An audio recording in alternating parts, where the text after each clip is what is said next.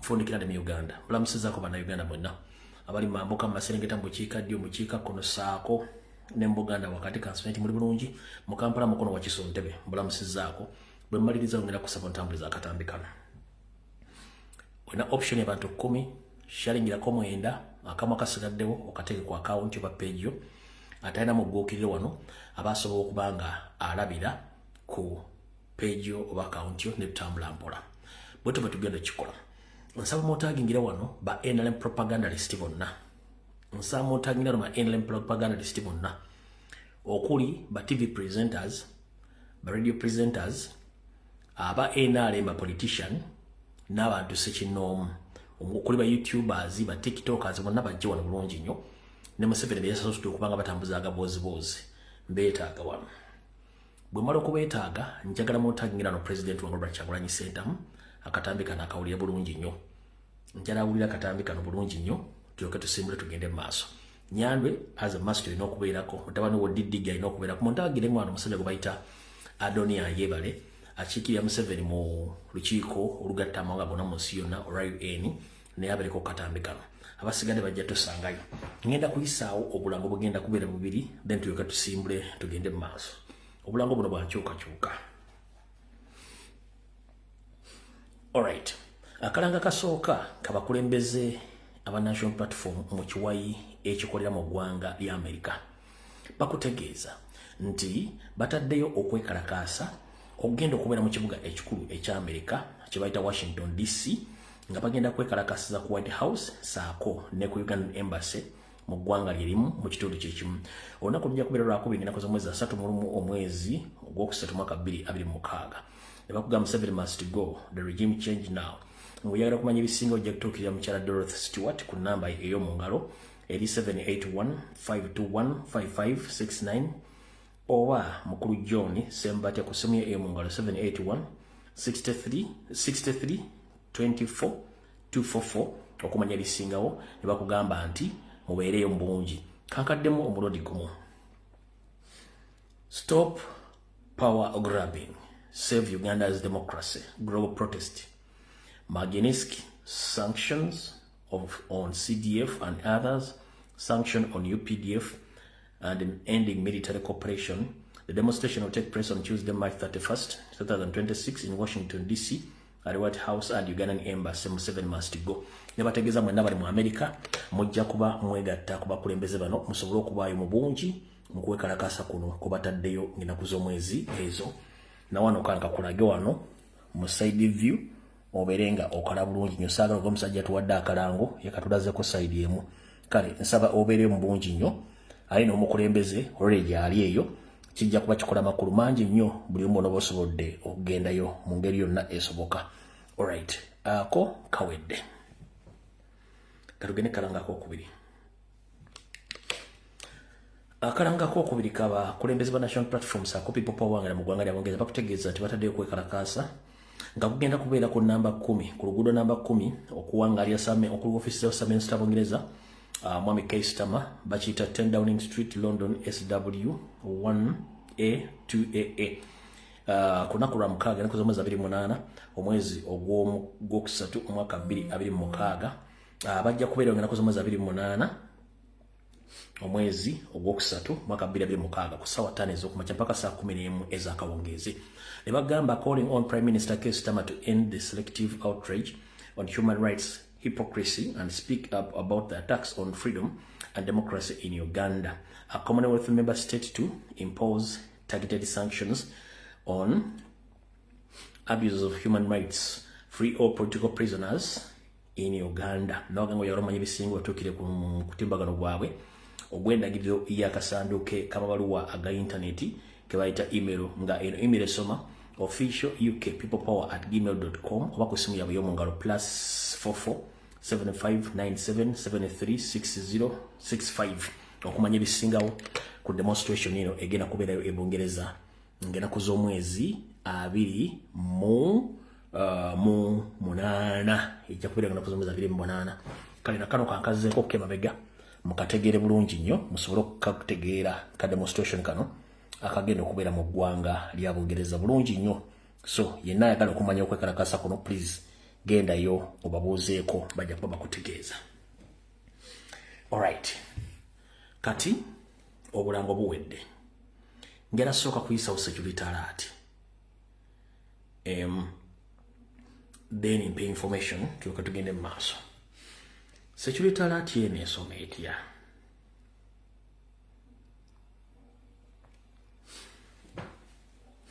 Nenga sina yisawo security alert yeno. Njala sooka okutwala okusaasira kwange eri ab'ennyumba y'omugenzi Katongole Gerald Allah gwe yajjuludde ennaku 2 mabega. Ono nno yabadde ssentebe w'ekyalo we banzaalira era we nakulira mu kyalo kye bayita Nsilwanga Zone Mengo Parish mu Kampala Central. Kale abooluganda bakona emikwano kitalo nnyo ekya taata wammwe ekya muganda wammwe Katongole Gerald Allah gwe yajjuludde. Manyi nti olwali alina okuba nga aziikibwa mu bitundu by'Omawokota ninga mente ebizibu byagala wanyidde okweggala sisobola kujja abantu bangi bangenze kusobola naye nga kitalo nnyo ekya chairman wange Gerald Katongole Mukama gwe yajjuludde w'ekyeno Mukama akusonyiwa ebyakusobako chairman abaana mugume n'abooluganda bakona emikwano mugume ffenna ensonga weeri budde babutuuse Katonda bakutwala so tulisinkana mu nsi Allah gyatusuubiza ffenna okubeeramu ey'emirembe naye nga kitalo ddala ekya chairman wange Gerald Katongole Mukama akuumuze mirembe mu katambi kano. Njala muketegereze ye mwami ali mu ka t-shirt akamyufu nga yambadde sapula badde musajja mukatuliki nnyo nga ayagala nnyo eddiini ye n'obwakabaka bwe naye Allah yamujjuludde bambi. Njagala nzanya akatambi kano mugenda mulaba yoyo sooke nzijjeko eddoboozi yoyo chairman wange oyo ono bambi Mukama yamujjuludde Mukama muumuze mirembe era bagenda muzika mu bitundu by'Omawokota oyo yoyo chairman Katongole Mukama akusonyiwa ebyakusobako byonna kubanga ffenna enjawulo yabodde kitalo nnyo ddala booluganda kukola emikwano okuba nti twaviiriddwako ssentebe. Alright, kale tugenda kuvaawo njagala kutandika ne security alert. Security alert eno njagala egende eri bannayuganda gwomanyi tuli munnayuganda olina ensibuko mu Uganda ng'oli mu magye ga UPDF saako ne mu SFC. Security alert eno njagala egende eri buli musirikale ali mu gye lya UPDF ne mu lya SFC. Bwe munaagaana okuwuliramu munaamanya ebyange mbyogerako ate ng'omusiza akulesiyani tengenda kulirako bantu bange. Omwezi oguwedde wano bwe twaliwo ne Comrade Masembe yabagamba nti mu ggwanga ery'omulirwano erifugibwa Pirato bali kuluutinga Abahutu ba indigenous n'abayingiza amagye ne ba training ebbanga ttono nnyo ne batwala okulwana entalo ezitali zaabwe mu Congo ne babayifuule ne babattirayo ne baziika Kirindi mu ggwanga lya Congo. Ne Museveni ekintu ekyo abadde akikola era nakati akyakikola. Bannayuganda bangi bafiiridde Somalia ne baziikibwayo. Bannayuganda bafiiridde South Sudan bangi ne baziikibwayo. Abalala ne babulwako obuziikiro. Congo babafiiridde tutumanyi muwendo n'emirambo ne bagiwamba. Kati waliwo kye bagenda okukola. Njagala wa UPDF yenna n'owa SF sowulire wulira bulungi nnyo. Waliwo memo eya recruitment eyayise mu UPDF tennajja mawulire. Memo eno eya recruitment yayise teyazze mu public wabula yayise within the barracks. Njagala muli ekyo bategekera. Nyandi esoferi oluvannyuma lw'okumulabisa nti atta abaana b'abantu abanene mu gavumenti ng'ayagala abaana be babasigalawo bw'atyo bw'ayagala okukikola mu magye naye agenda kikola secretly. Kati njala balabula bw'obanga oli mujaasi mu UPDF Museveni yayisizza memo egamba nti buli muntu yenna omusirikale ali mu UPDF osobola okuleeta omwana wo n'alikuluutingibwa mu magye. Tekinnabeerako mu mpapula z'amawulire wonna kisookedde wano. Kati njagala balabula temugeza ne musindika abaana bammwe mu magye bagenda battirayo. Akakodyo kazibu nnyo. Memo esoma bwete kuba njagala nkuwe ekintu ng'okimanyiko bulungi. Memo esoma P neberako buddashi maaso ne buddashi mabega. Nesoma DTG 1708330C March nga 26. Oli bulungi nnyo. Neberako FM, neberamu F.JS HQ UPDF to all units inform. Eri mukolide ne batekawo restricted UPDF stroke JS HRM stroke C20 nesoma bwete CDF DCDF stroke IGSV commands CJS CDSI FMN COMS FSVC course all JS DIRS stroke wanabatekawo FM JS HRM for addresses. Nebatekawo bracket. Nebatekawo recruitment of biological children of UPDF personnels. Nebatekawo black baga. You are requested to inform offers stroke militants with children's desiring to join UPDF to submit names through their respective SVCS. Eno memo eringeri gye nabalaga, eno memo yefaananyiriza information gye nafulumya ekwatagana ku misango egyali giguddwa ku presidenti mu eggulu neno bweri neno sigenda gimulisaako wadde gita sigenda gimulisaako wadde gita nebwe kyobamanya nti yayise oyamaze okuyita kati kankusomere nga bweri kati gwe muzadde yenna ayina omwana temugize mutwala bana mu magye esoma bweti. Good afternoon, family. Recruitment. FM, JS, HRM for address. Recruitment of biological children of UPDF personnel. You are requested to inform offers stroke military with children desiring to join UPDF to submit names through their respective SVC bracket. The particulars to include the name of the applicant, son stroke daughter, B, age 18 to 22, C, NINI numbers, D, a preferred district of recruitment, E, level of education, F, father, mother, particulars, in bracket, RO stroke RA, bracket, ensure that there is no mismatch of names, dubs of applicants, bracket serve to submit the particulars of the applicant to JS HRM not later than 27th of March to enable the timely verification of all concerned to take note. So, bwabali mujasi wa UPDF eno memo yayise eri tegenda kujja mu public. Kano kakodyo kakutta baana bammwe bonna okuli abo bola n'abo bulenzi. Kakodyo konna kakutta baana bammwe abo bola n'abo bulenzi. Kiri ekibadde nga batoga abaana nga babawo obutwa bakuba masasi ekyo kyavuddewo. Kati baagala batta. Kubanga amayinti mu public abaana tebasobola kufuna mirimu. Era abasinga obunyumba dusize bwe kati baagala batera akasenda bazaana.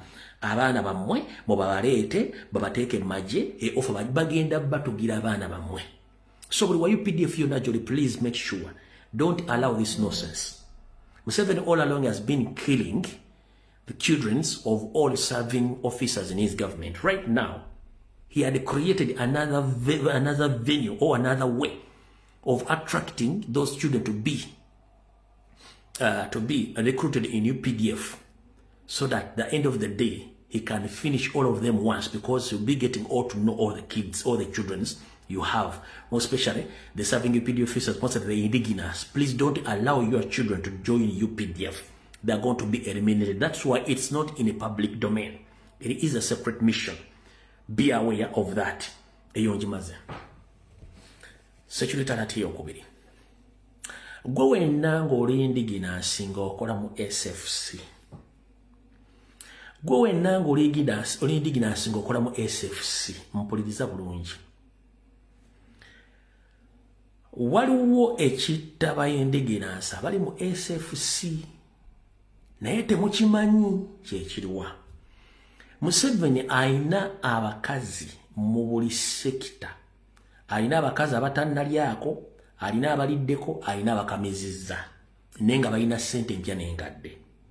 Abakazi a buli sekita babanoonya bavubuka bakusaanyaawo. Kati abaana bali mu UPDF bali mu SF babasindikira abakazi abo ne mbaganza, naye towangaala bbanga ddene ng'omaze okuganza omukazi oyo, kubanga omukazi afuna instructions nti yomumalirize. Kale gwe wenna ali mu SFC ng'oli kijaana, be very careful. Eyo mission yatandika dda mba temugimanyi, naye eviiriddeyo nnyo kuona omuvubuka Habati afudde. Omuvubuka Habati afudde information weviiriddeyo nnyo information. So Museveni alina abakyala awo bali mu system bakozesanga tulu to eliminate his targets. So avuka bali mu UPDF mwenna mbagamba Museveni alina abakyala abo abatannalyako, abaliddeko n'abanaatera okukamiza ng'ayagala bamukolera emirimu egy'okuluminate nga target ze ez'abavubuka bali mu SFC akikozesa nnyo. Kati kiri gy'oli gw'okwesiriwaza n'ogenda n'ekyo ekinaba kizze gw'okimanyi. Eyo security nayo ngimaze ebadde UPDF ne baserving UPDF officers. It's up to you. Either you keep on dying like cockroaches or you change your minds. If not so, the man is going to finish all the indigenous Ugandans so that he can recruit his own Rwanda in all sectors of the forces. So be aware. A security alert is with. Kati, njana tugende ku information eyandeese bulungi nnyo.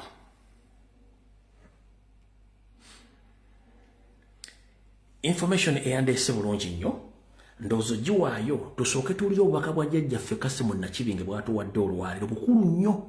Mbutadde ku Facebook ne mbuteeka ne ku YouTube. Naye njagala obubaka buno busooke bugende eri mwenna batamanya ŋŋamba abeebuzaabuza nga abafuka banaaba nga mulowooza ensi tesobola kutegeera bikolobero bye mukola.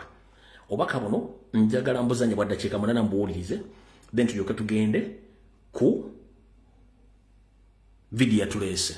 Kansooke nzanye obubaka buno mubuulire bulungi nnyo.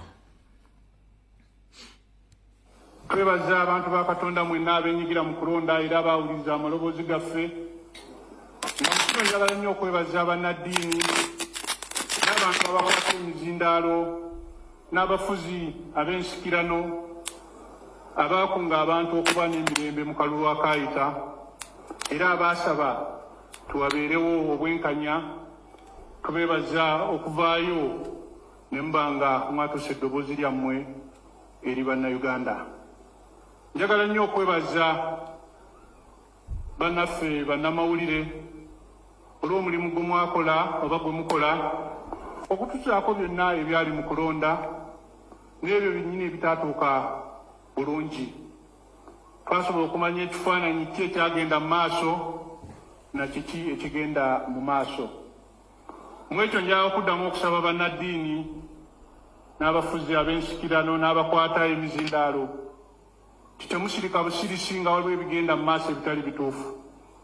TV zino zitulaze nti waliwo abantu abaakulusonyizibwa mu kulonda okwaggwa, abaakubwa emiggo n'abamu be bagendanga bayoola nga okulonda kuwedde. Nsaba nti mwogereeko abantu bano bafune emirembe era abo abaabatulugunya tube nga tusaba nti buli omu bamuvunaane kinnoomu mu kkooti z'amateeka olw'okutulugunya bannayuganda awatali nsonga. Mu mwoyo gwe gumu kitegedde oba mukubye nti baalyoka ne babatulugunya kitegedde sayidi kwe muli, naye katusolooze nti ekyo bwe kigenze. Naye mu ngeri y'emu nalaba ku mutimbagano tewaliwo abantu abaalufuulamu akaba.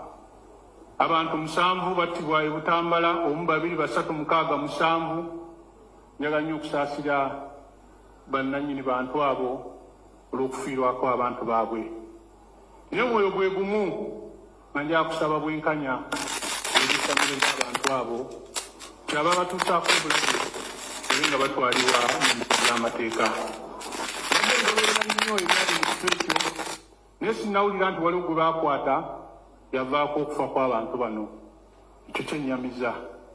Njagala okusaba akulira ebyokutambuza emisango DPP, Director Public Prosecution, ensonga eno agitunuulire nnyo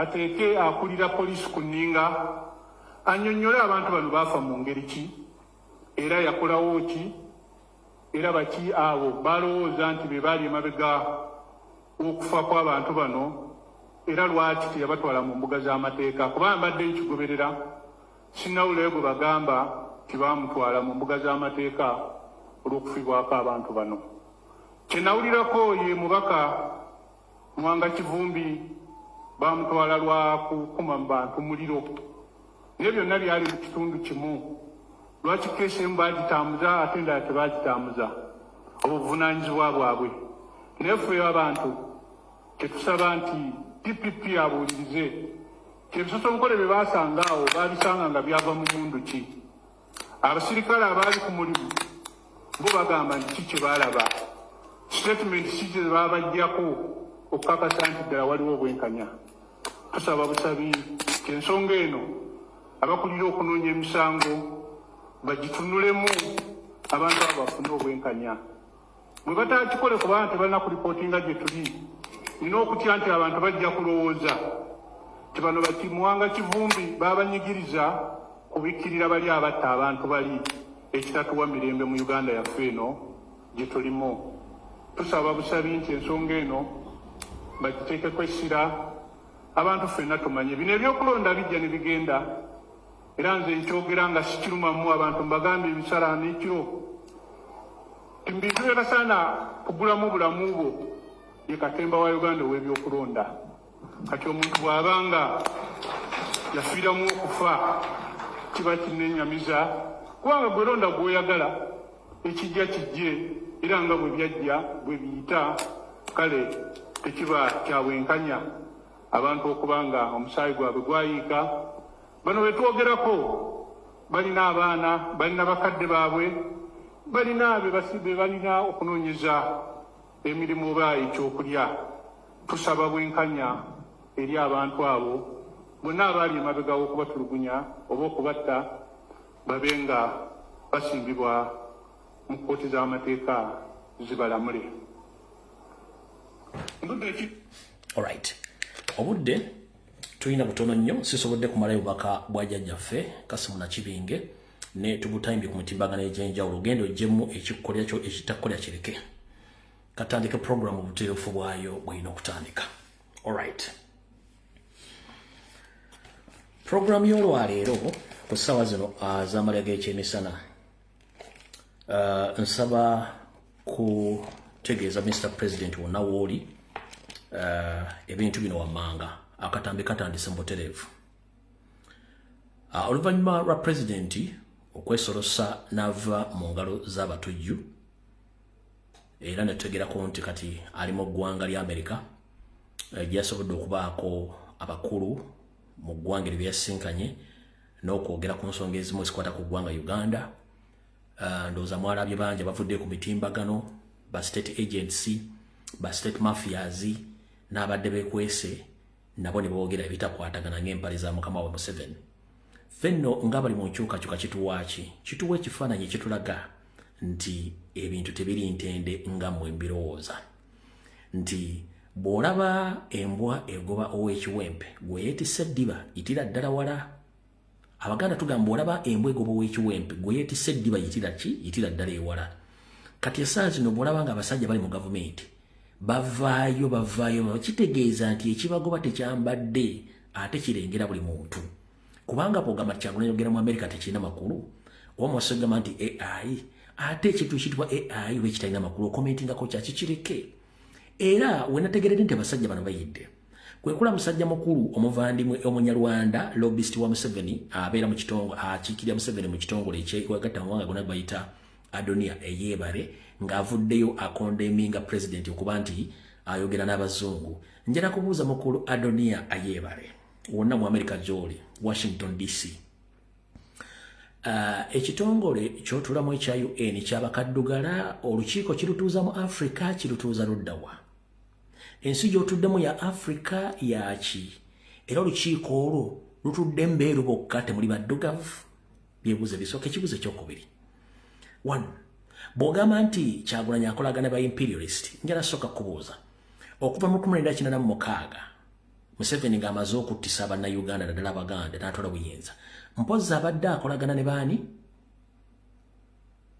Gwokimeti mukama wa Museveni yakasinkana abakulembeze ba Amerika bonna ng'oggyeko ne Trump yali amusinkanyeko ndowooza somehow somewhere nga ye nnyini yeesitudde n'agenda mu Amerika yali agenze kukolagana na baani si ba imperialists kati mukulu Adonia ayebale wonna wooli omanyi tugamba nti kyangu nnyo okujja mu Uganda naye okujjamu Obunayuganda si kyangu kati Adonia ayebale ekizibu kye muyina cow mentality ne cow mentality oyo abalemeddemu wawandiise bwoti omukulu ono yawandiise ekiwandiiko kye bw'ati yawandiise ekiwandiiko bw'atyo kanti batere wano mu kirabe bw'ati bwe yawandiise oyo mukulu Adonia yawandiise bw'ati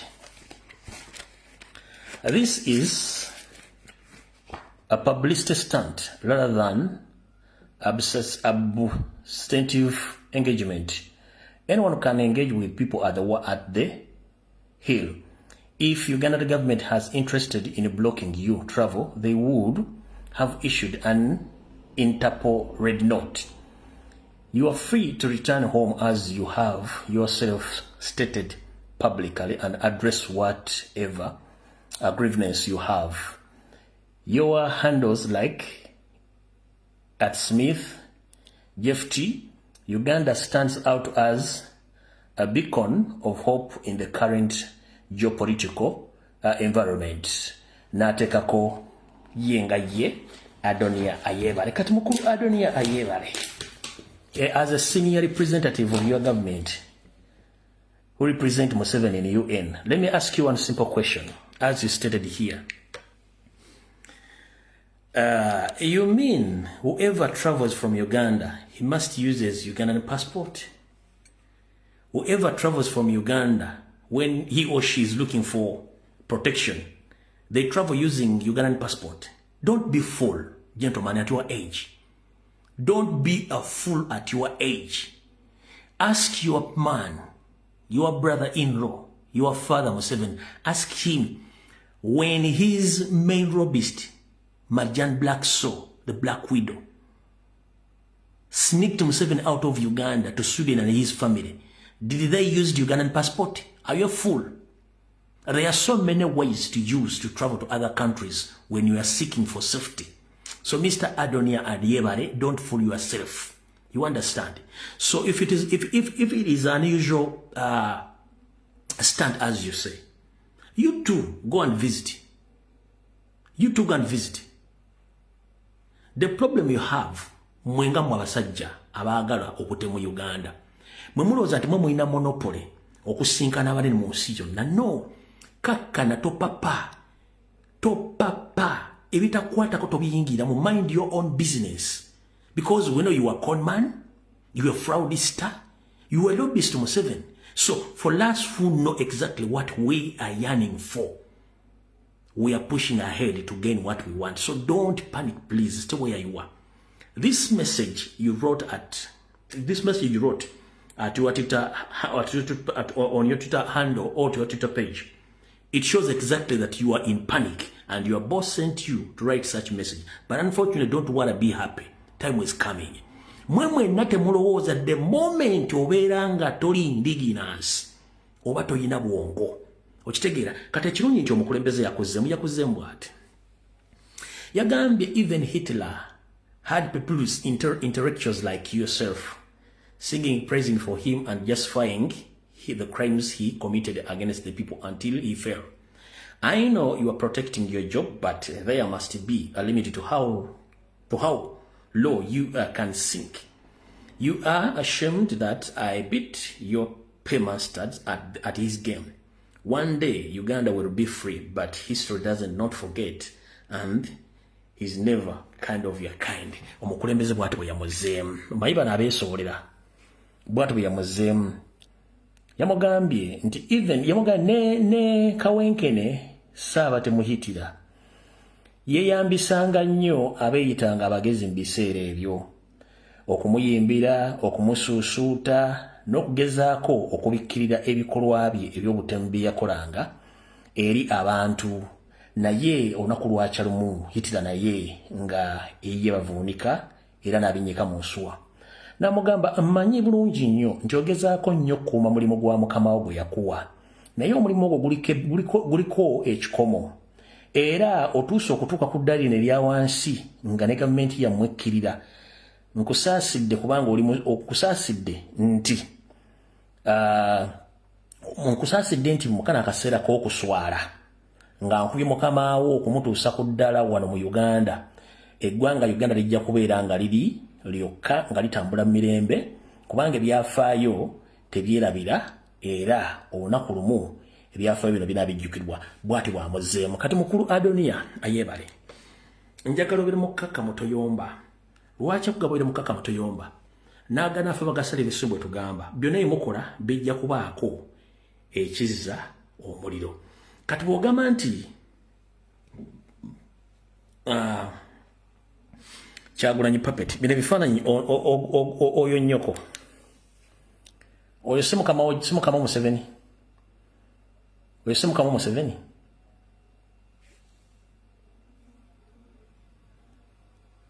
oyo si mukama Museveni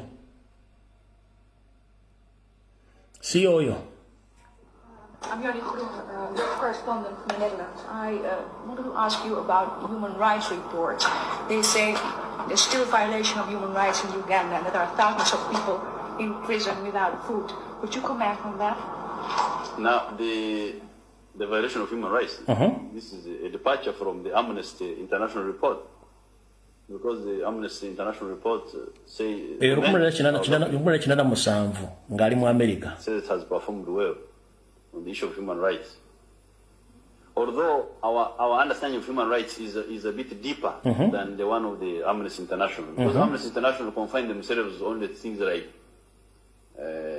no arbitrary arrest, no torture in prison, that type of thing. But we think this is a bit limited.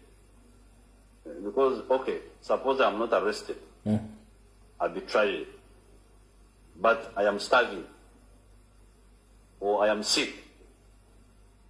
Now, am I a full human being? Am I enjoying my humanness? I think we ought to deepen this definition of human rights, not just confine it to rather superficial aspects. Because I can live more miserably because of disease, because of ignorance, because of malnourishment. Than even from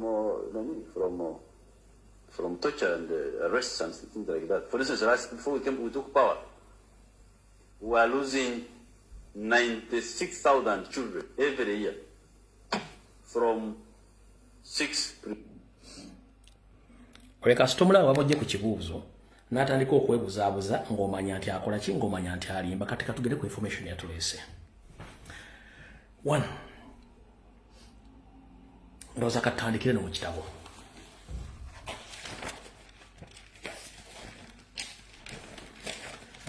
Mr. President, nsaba okukuloopera n'okutegeeza nti oluvannyuma lwa fulumya eggwanga eryo bayongedde okuteeka emisanvu mu makubo n'okunoonya nga bwe baagala.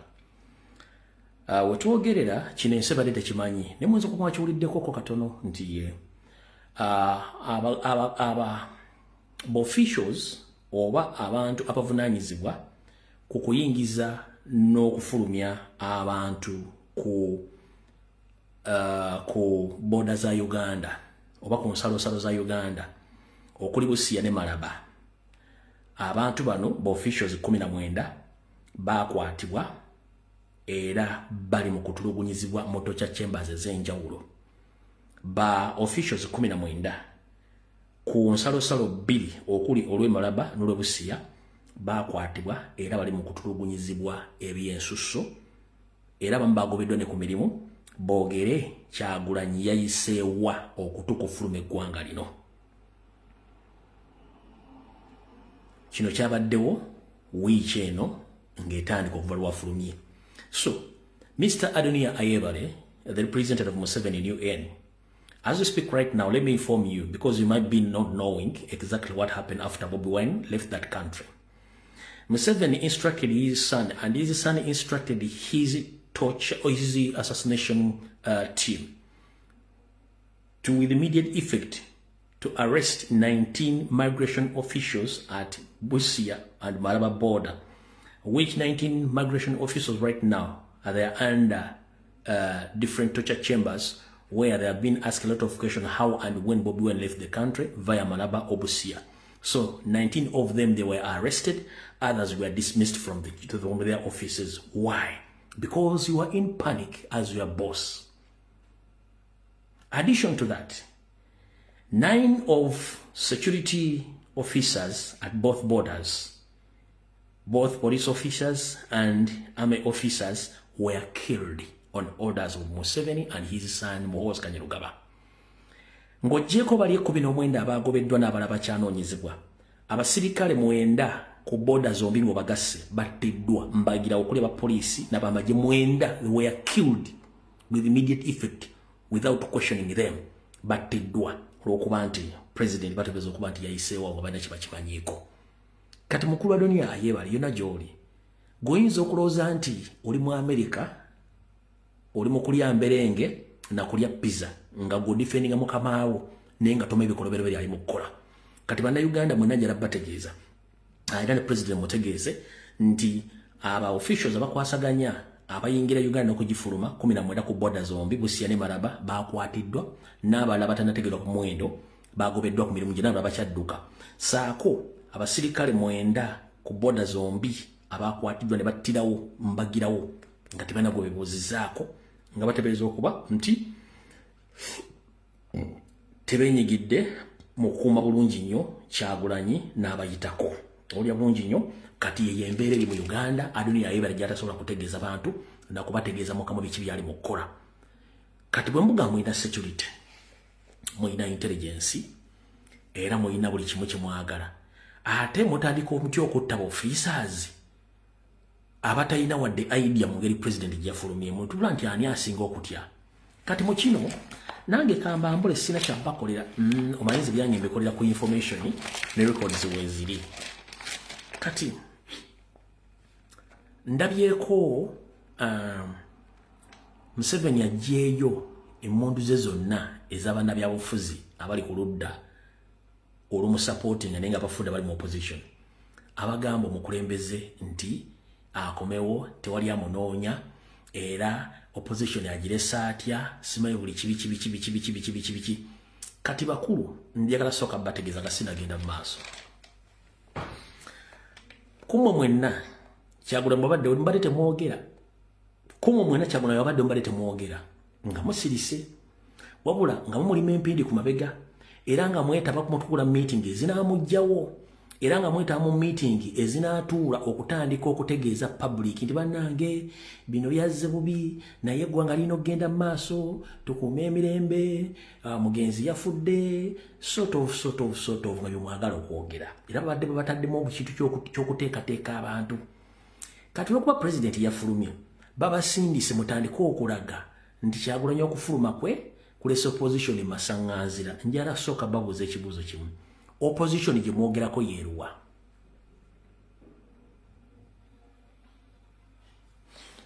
Njala sooka kubuuza mwenna, opposition gye mwogerako yeeruwa mu Uganda? Teriiwo. Opposition yali omuntu ogu era Kyagulanyi yadduse. Kati bwe mmala babuuza ebigambo ebyo njala sooka babuuza tuddeyo koke mabega. Retired Colonel Kizza Besigye bwe yafuluma n'agenda e South Africa n'abeerayo.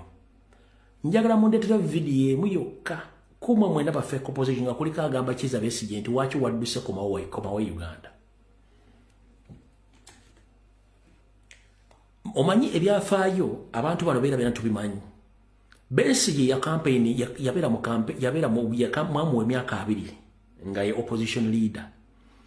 Ebisanja bina gy'emyaka 2 yafulumako keggwanga n'adduka mpaka South Africa. Njala babuuza ani yavaayo n'agamba Besigye komawo todduka, oddukidde bwerere teri akunoonya. Museveni gwe tolaba nti n'abasajja bo bali mu kubalabisa bonna. Omanyi waliwo ekintu bano abasajja kye bazanya kye batamanyi. Bwe twali tujja byobufuzi bino twasooka tumanyi Museveni akozesa reverse psychology, propaganda, blackmail. Njala soka babuza. Besigye emyaka 2 ng'avuganya Museveni. Kyenda babuziza naluli nti ye. Bwabanga Besigye avuganya Museveni emyaka 2, which is okay nti ye. Besigye yajja ku Museveni. Nti nedda. Lwaki muteeka empindi ku mabega okuzirima mu buzzukulu wa Buganda mu myaka 7 nti alemedde okujja ku Museveni. Nembabuuza Besigye yavuganyiza Museveni wakubatiya gaasi omugi mu Kampala Museveni yavaako. Lwaki Kyagulanyi aganye okubatiya aganye okukola efujiro mwakola luli nga tebakubye tiya gaasi omugamba mutalina kyakoze wadde okuzoganya Museveni muli basiru. Mbuuza muli basiru. Katuwano wenkubuuliza katono nnyo. Mwenna Museveni agenda balalisa mutuuka okubanga temukyalina musobola kunywa mazzi mumukyakiyita kyakuzanya. Mbabuuziza Besigye bwe yafuluma n'agenda e South Africa ani yakola eggudi lyonna ng'amugamba Besigye komawo todduka tewali agenda kutta. Bagenda balabisa mwenna. Nkubuuzizza akabuuzo katono nnyo era njagala ekiddiwamu. Besigye we yafuluma n'agenda e South Africa n'amala ebbanga lyabeerayo ani yakola vidiyo oba okuwandika article yonna mu mawulire oba okwogera ku TV yonna oba ku radio nti bannange Besigye todduka komawo teri agenda kutta eggwanga lirekeddani ani yakola vidiyo oba akatambi konna. Lwaki muzzukulu wa Buganda gwe mutaddeko nnyo essira? Kubanga mu reverse psychology Museveni abakozesanga ng'ayalooza nti mulina influence nnyo ku Kyagulanyi. Wiiki nti Kyagulanyi musajja mugezi nnyo yasooka n'amanya abantu baadiringa na mwenna nga temukyalina makulu. Museveni abakozesa. Naye munaagenda ku State Square ne mweyambula obulyako ne bubeera ebweru temusobola kujja Kyagulanyi gyali na bintu byali mu kukola. Kati Museveni agenda balabisa ne public agenda nze nkubuuzizza mu myaka 2. Besigye yajeera ng'avuganya Museveni yamujja kontinedda. Lwaki muteeka nnyo essira ku myaka 7?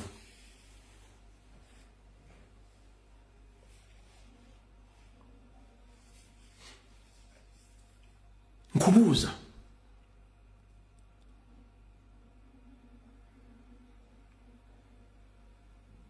Lwaki bannamukadde ate abalina emyaka 7-5 muyomba n'abaana ab'emyaka 7?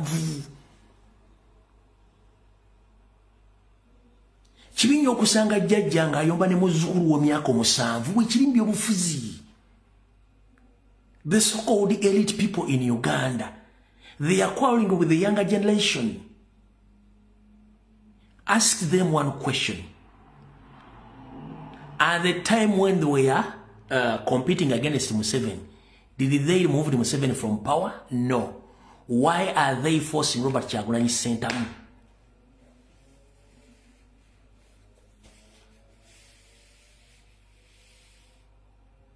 Buno bakanjala musindikira abasajja n'abakazi abakulu bali mu myaka eyo abali mu kwebuza amagezi. Njala mbangambire gwagamba nti Kyagulanyi agenze mu bazungu oba yadduse mu ggwanga tanakyagenda kukola. Gwe myaka gy'olina 7 ku 8 qualification zolina tezikukkiriza kwesimbawo ku kifo kyonna mu ggwanga.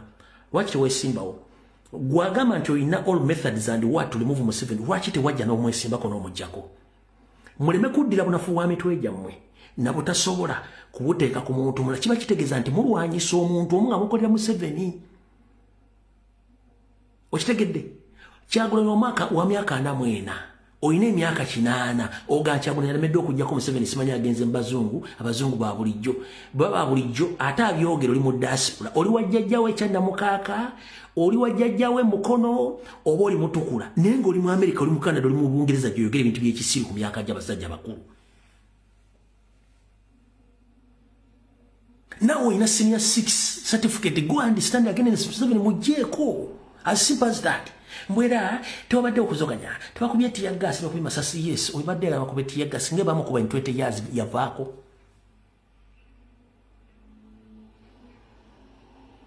Kati ekinyusi kino kiri wano. Museveni yakutte abasajja bano bonna ba agent be bawa ssente mbo bagende batandika okwogera mu Kyagulanyi komoteri akunoonya. Mu reverse psychology babanga abamukasukira akanyebwa nti ajje akole ki bamukwate. Ekintu kyo kibakola wali Museveni abatuma mugende muogere nenga Museveni tababulidde ekyayagaza Kyagulanyi kubanga eki Museveni yagala kutta Kyagulanyi kati bana basindika bagende boogere bamusikirize mbwa yakomewo bo bamutte abo bali bamwagala bakuleke bamutte kati mukulu abantu nga Lulumi Bayiga ulilo mwami na bweyogedde njagala omukulu no bweyogedde Lulumi Bayiga omukulembeze ateeka okubeera nga ali gumite nga bwe mugamba abavubuka njagala okutegeeza bannayuganda nti ffe tetufunangako ddoboozi lya gavumenti nti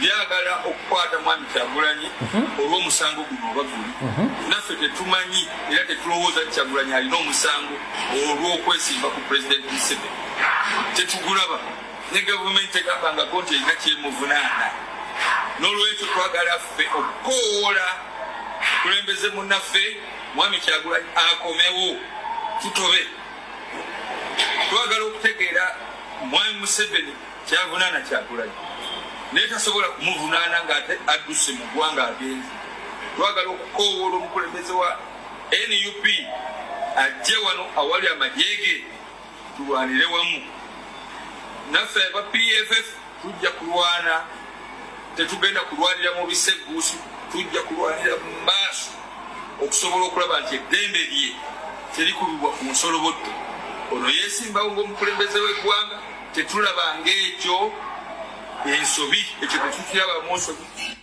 Right. Honorable Lulumi Bayiga kuba okyali honorable ngera kubuuza ebibuuzo byange biringa bibiri ekisooka okuva Museveni lwe yajja mu 86 va ku biri by'omunsi kuba yatta abantu bangi bannabyabufuzi bonna abazze battibwa abafudde amasasi abafudde aksidenti abafudde obutwa ani gwe baali basimbyeko mu kkooti omusango ne gumusinga kkooti ne musalira bamutwale Kalabba bamutte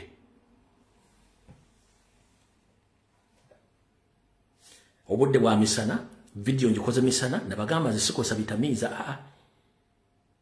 bwe basinywedde soda enywa chai obaka kofi mukulu Lulumi Bayiga sigenda kuza mu 1996 nkulese wano mu 1986 Museveni nga yakawamba bannabyabufuzi bonna bannabyabusuubuzi bannaddiini abazze battibwa amasasi obutwa na accident ani kooti gwe yasalira nti yalina omusango nattibwa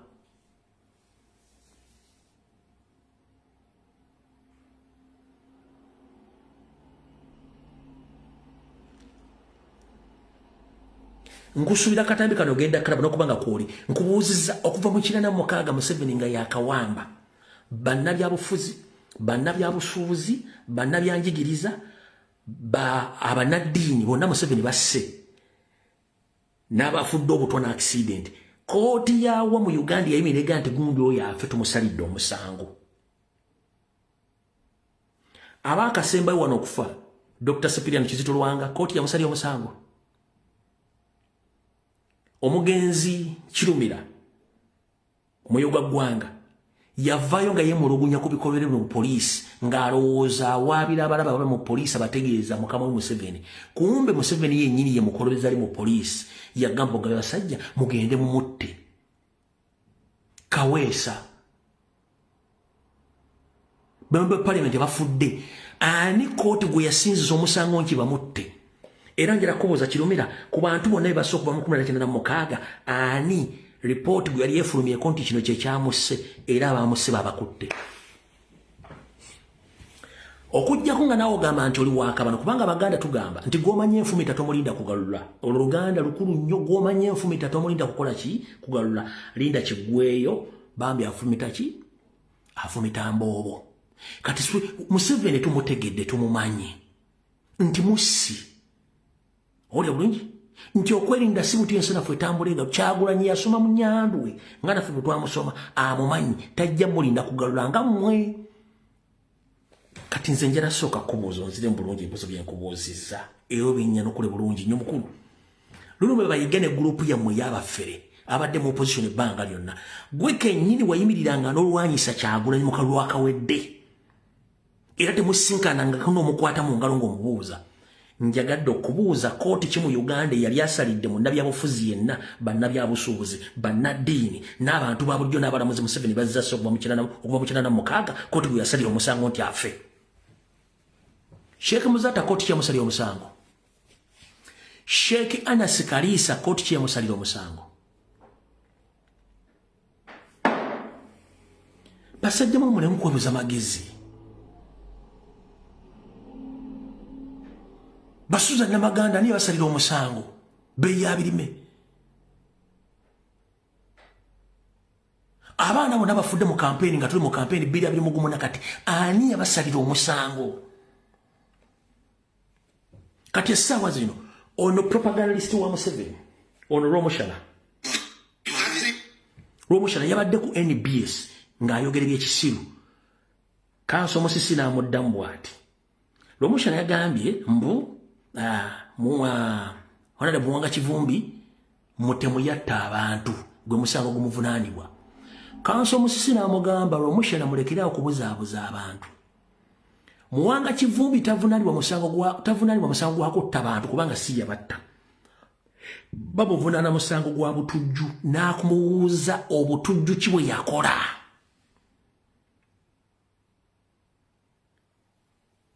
Bamubuuza butujju ki bwe yakola. Eyo video soboda gifuna ne kanfune eya Romushana yennyini. Omanyi bagamba ebibuuka tebiraganye bikubagana empawa. Ebinyonyi kaba abantu nga temukkiriziganyiza ku nsonga ezimu muyinza otutuuka mugenda kola kintu nga temwakkiriziganyiza. Mutuuka ekiseera ne mukuubagana mu kusala oba okukola ekintu ekyo. Kati Museveni gy'akomya okusindika ba propagandalists be ku TV ne ku radio batandise okuubagana bakubagana. Eri abagamba tetumunoonya. Eri abagamba talina talina musango. Eri abagamba yazze emisango ne muntu mukwatako tugenda mu. Kati Romushana bwe ojjukira Romushana talina mulimu. Mbega bamuteeka ngali station ku mainstream medias. Nkiddamu n'ennyini akimanyi era kimugambanga namugala Romushana bulira abantu omulimu gw'okola. Tagulina wabula akyali mbega. Bwate bwe yayogedde. Wuliriza bulungi nnyo. Kati bw'olya lume ne banne n'abalabaze boogera nga bagakyagula bamunoonya ne ulira Romushana message gye yakoze eno yegenda okuwa ekituufu.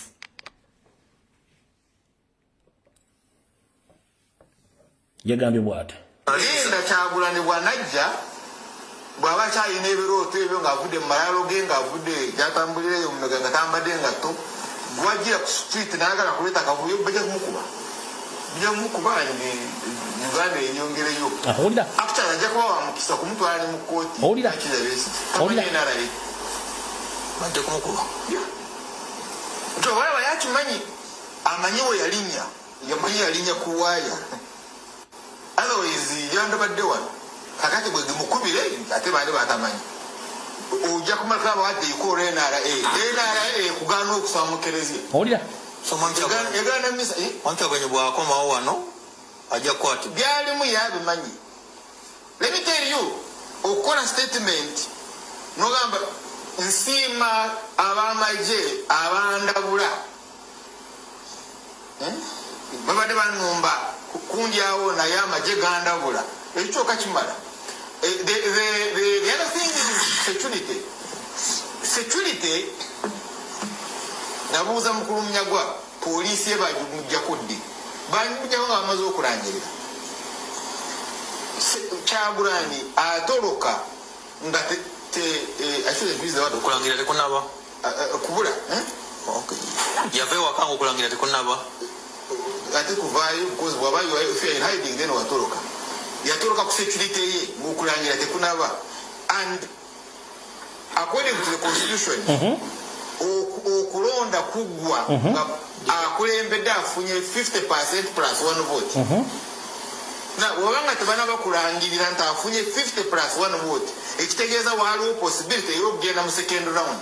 kati abapoliisi baba so in other words electoral commission yali tereba kumujjako bapoliisi awendi abapoliisi baba muwa butatoloka nakwetaaya tosobola VIP tosobola kukuuma VIP nga tumutunuulira kakati njagala otunula Kyagulanyi ng'agenda kutolako ku baserikale engeri gy'ali alingiriza ebibe nabyetagisa you have to investigate all of those bayalinya madara kati bwolya statement za mbega wa gavumenti Romushana kati bano bonna basindise okugamba Kyagulanyi nti akomewo babasigadde mu mbeera ki gwali kunampuliriza statement za Romushana mbega wa Ssemwai ne Iso bwo comparing statement zibakola n'ezoono kubanga ono is a designated agent amanyikiddwa zikuwa kyaki kyembaga nti ebibuuka tebiraganye bikubagana empawa ono ajjeyo information entuufu ne mission ya state against Robert Kyagulanyi Ssentamu okitegedde bulungi nnyo kati mutegedde bulungi nnyo kino kyembagamba nti bano abasajja batuuka ekiseera ne boogera amazima ate ne bookesa bali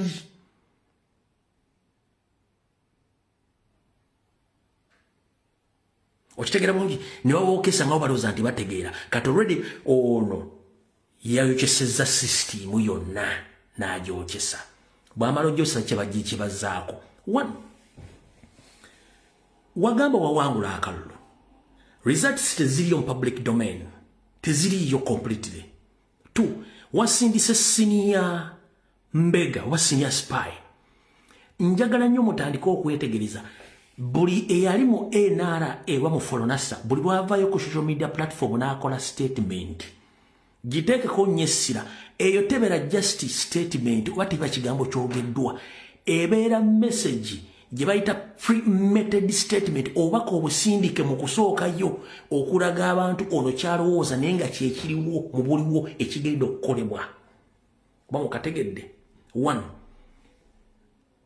Sejjusa David tavangako mu NRM ne Bungereza yagenze ku mission kubega era byabege byabatuukako mu abitegeera nembagamba Sejjusa olwakomawo yayingira buterebu mu system era mwali akola kati yakoze statement n'agamba nti kyabuswavu era kiteeka eggwanga mu bulabe okulonda nga 15 Januari eggwanga ne lisigala nga teririna mukulembeze alayidde mu ntebe mpaka mu Gwokutaano n'agamba bakyuse etteeka lijje nti olumala okunda waitewo ennaku 7 omukulembeze alayire lwaki baagala kuziba gaapu eno lwaki mbukubanga the moment balonda omukulembeze nababeerawo spark nga tannalayira kitegeeza gavumenti bateriki teri legitimate kati ekyo Sejjusa yabadde reported statement gyeyasindise kubanga oyo supambega buli muntu yenna yali mu Folonasa ne NRA National Resistance Army statement gyakola gisome gyetegereze omanye kiki kyategeeza kubanga mulina okusomera ebbaluwa mu baasa mission y'abana abasajja yakutta buli muntu yenna asigazizza nti alina omukwanire bannayuganda ng'amukirizaamu mukitegedde kati bw'olya statement y'Romushana ekuwa bulungi nnyo ekifaananyi kyebalowoolezaani kyebalowooza Robert Kyagulanyi Ssentamu kati weekugambira nti temuddamu kulwana bana abantu buli omu amanyi kikyakola kyakola mission weeri baagala kutta musajja era bakiteeseteese ebyo tetugenda kulwawo mbanyonnyodde bamigration officer ebusiya ne Malaba be baakutte n'abalala bali mu kudduka nembagamba basirikale 9 ku boda zombi babanyigidde n'obattirawo era famire zaabwe bw'oba oyina muganda wo nga badde akola ku boda ebusiya oba Malaba ng'ali mu polisi oba mu magye nga teyakomeyo tewamuwulizaako bw'oba oyina muganda wo nga badde migration officer emalaba oba busiya nga tewamuwulizaako nga kigenda mu nnaku nga 4 oyo naye ali mu mabuusu bali mu kumucunya n'abalala bakikola kati wano wembuuliza abasajja ba NRM n'ogamba nti Kyagulanyi temumunoonya ate b'officers abakwasaganya ku kufulumya bannayuganda n'okubayingiza n'abagwira mukwata baaki kitegeeza mwe kennyini mwekuba ggolo nga temumanyi eyo tuvuddeyo kasita maze obyogera president abiwulidde kati katugende ku nsonga endala eri crucial nnyo njagala mu recording obutambi buno mu busaasaanye byebiriwa abasajja bano batuzanya deception okutubuzaabuza naye nga bakulaga nti bakubulizaabulizamu kituufu wano wakulu nnyo recording ebiga byengenda okwogera Museveni ne Janet ne family batuzanya deception ne deception gye batuzanya bannayuganda muganye gitegeera ebiga byengendo okwogera mu kitundu ekyokubiri video bikulema okutegeera nga mubulamu bwo ojja kufanga tomanyi. Onaku nasembayo okukola video nabalaga akatambi kano.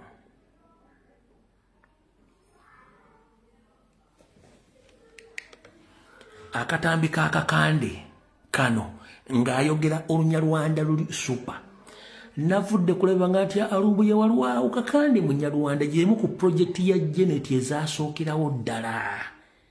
Nengamba ekitiza project za Janet ezasookerawo ddala. Wuliriza bulungi nnyo. Omuntu osobola gukola ebyo ojja bukola Krisimani eri kumwe nawe. Krisimani eri kumwe na Gakande. Banyarwanda. Katika vudde kwanjula katandise ku video eyokubiri. Mu nkola ey'okubuzaabuza bannayuganda, Museveni ne mukazi we baatuula ne badesigning ekintu kino. Kiwulire bulungi nnyo. Museveni yakimanya nti Obuganda tobujja ku buwangwa na nnono n'ettaka ebintu ebi. Obuganda tobujja ku Buganda, Obuganda tobwawula ku ttaka na nnono. Ne bamanya ettaka tugenda ditwala tutya. Already bali mu kuligula edda balitwala. Tujjawo tutya obuwangwa w'Abaganda. Museveni n'asalawo nti agenda kweyambisa omukisa ogw'enjigiriza empya eyali yazze mu Uganda gye yasangawo nenga eri wansi gye tuyita ey'abalokole eya Born Again Churches. Ekigendera kya Born Again Churches mu Uganda kyakusaanyaawo obuwangwa na nnono bwa Buganda bwonna obukuba ku ttaka. Naye okubusaanyaawo bamala obusaanyaawo ate bo ne babwambala.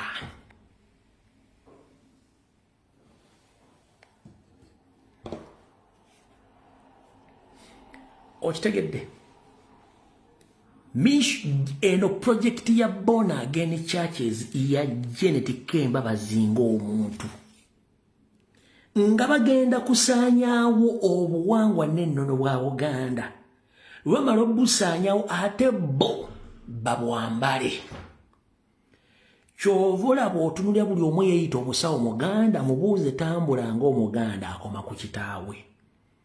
N'amannya gennyini ge balina tebasobola galambuulula nga bagalina kubeera. N'abamu tebatuukanga na kubijja okubiggwa ebyebika byabwe gye bagamba gye basibuka kubanga baakwata kimu. Kati wulira bulungi nnyo.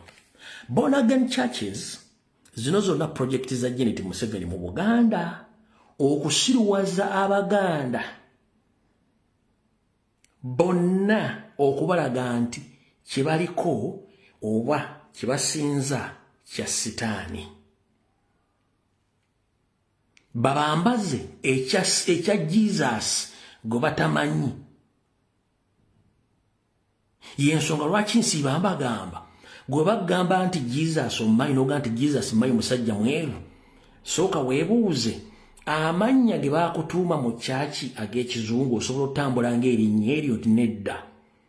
Naye waki bakutuuma Nakitende bagatambula nga Nakitende. Osobola okutambula nga Nakitende n'otuuka Nakitende ensibuko yeerula. Gwe tulaba nti waliwo okukwatibwa akatambala bakateeke ku maaso. Munsiba mbuuza osobola okutambula nga John, osobola okutambula nga Federico, osobola okutambula nga Charles, wabula osobola okutambula nga Namokose, osobola okutambula nga Muwanga, osobola okutambula nga Ayine byona, tosobola kutambula nga John. Kati bano kye baakola bo ne bagamba katusooke tukuba obuwangwa n'ennono bwa Buganda tubuteeke wansi nga tuyita mu Born Again Churches. Muganda wange wulira okulya n'okukomba essowaani. Janet asibuka ntuŋŋamo gy'agamba mbu asibuka ntuŋŋamo. Lwaki entuŋŋamo gy'asibuka gy'ayagala abantu bategeere Katonda yo obulombolombo n'ennono bwe bukyagenda maaso era nga teri kyaki z'abalokole nga ziri mu Buganda. Kuno kuliko Abanyankole ba indigenous. Njagala wandika wano mu comment section nti kyenjogerako si kituufu. Janet agamba asibuka ntuŋŋamo. waliyo churches mmeka eziri entungamo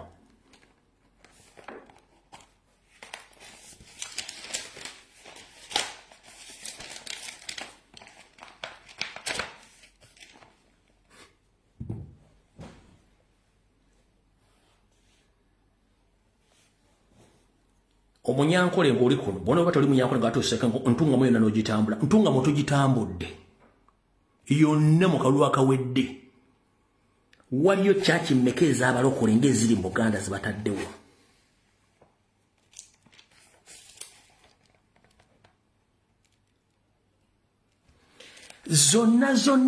zonna bona again churches ziri mu Uganda zonna ezina sene zitumuse zonna project za Janet noyo pastor magomuli mukusinikirako ebinyesawa zino sime pastor ani ono mvubuka simanya zere ngambuti teri kuwa chimo chakombe that is what we call deception teri church asobola kuyimira onge ndigatazi what decent it is impossible lero mutegera unakusi oyo pastor musimeru omushana n'abalala that is what we call pure deception eyo bamwa trick ajagizanye asobola okusika basi seba jibalowoozi teri church esobola kuyimirira onge ndigateziwa birango teriyo church bwabanga yazimba church yagizimbisa kisente yazijjawa yafuna looni ebikosebwa mu church yabijjawa yafuna looni amasanyaza agasosoza kiyasasu bamwagabwerere gwe ani akusiriwaza ekimwe kya 10 ni whatever it is no asagala kumanya wabula teri church kebereziri zinasangwa nazo ziyimiridde okundiga eziwo birabo lw'Essande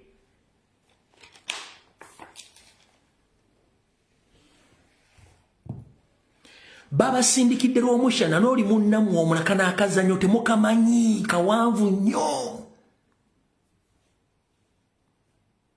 ebirabo bibuula mu church bibitambuza emirimu gy'ekkereziyo beja kati oli bwagga nti okuwaayo ekimu ekya10 simanyi okuwaayo ebirabo oba balimba oyo bamusindisa ayitemuteeka erirasike omwami babalabanga mutandise okubaamu akanyumu okukabuga tufuneyo omulala ayite wano akikubenga akiyitira eno ejja kubaayo ziri endiga ezibadde zidduse ate zikomewo nga ziyitawa ziyite eno bweziti eno bweziti kati bamusindisa gyakikubenga akiyite eno kati zino endiga ezibadde zibuuse zigambe kitegeeze no muzino church badde batubba kati oliye mutuufu mugende bwamala obbakuŋŋaanya bw'ati nga tandika obbagamba nti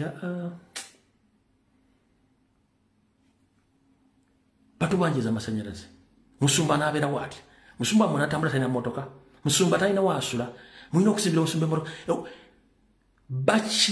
bano abasajja amagezi Museveni ne famire ge bakozesa okudividinga n'okumisiridinga bannayuganda n'okufuga emyaka gana singa baakakozesa mu kukulaakulanya eggwanga eryo singa Uganda temanyi na Dubai Museveni ne famire bakozesa amagezi mangi nnyo okukuumira bannayuganda mu busibe n'okugiwamba ne beerabira okukozesa amagezi ago okudevelopinga eggwanga eryo ffenna tuliyagaliremu ndoza mukitegedde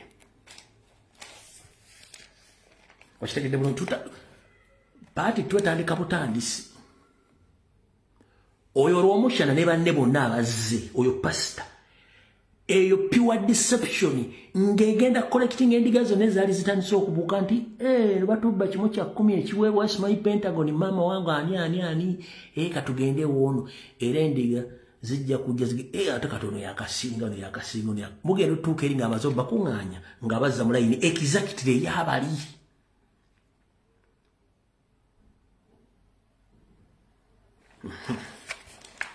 ekirungi mumpadde point of reference nti entuŋŋamu teriyo church z'abalokole wali okyegererezaako nti obulombolombo n'ennono bwa Buganda omuli okuwasa n'okufumbirwa emikolo egyo batandise gikyusa ennyambala enneeyisa n'ebikolwa bikyukidde ddala kati bifuuse by'abakazanyiikirizi emikolo ekyo tegikyalina makulu wabadde okimanyiiko nti bo eyo gye basimuka mu buwangwa bwabwe n'ennono bakyayambalira ddala ng'engoye zaabwe ne bazina buli kimu n'obuwangwa ne babukolera ddala obadde wakino tisinzeeko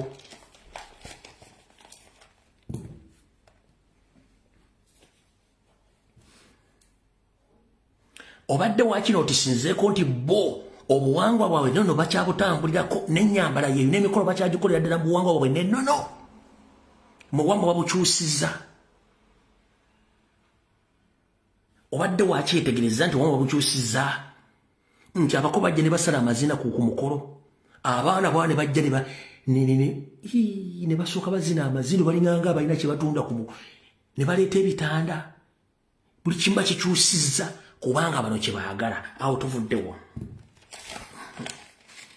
kati mbasomesezza ekigambo ky'okutta education system ya Uganda nga batandise okutransfaringa examination performance okuzijja gye zaali nti baali baperforminga bulungi bazisindike mu West ne mbagamba nti bagenda take out trend eya undermarking wano mu Central nga overmarking oba overrated marking edda mu West ekyo mwakirabyeko amasomero gonna gakimanyi mu Buganda gonna nti kati abayizi abasinga okusomesa amasomero agasinga okusomesa n'abaana bayita bali mu West takomye ku ekyo kino kye yakoze munatamata nkyetegereza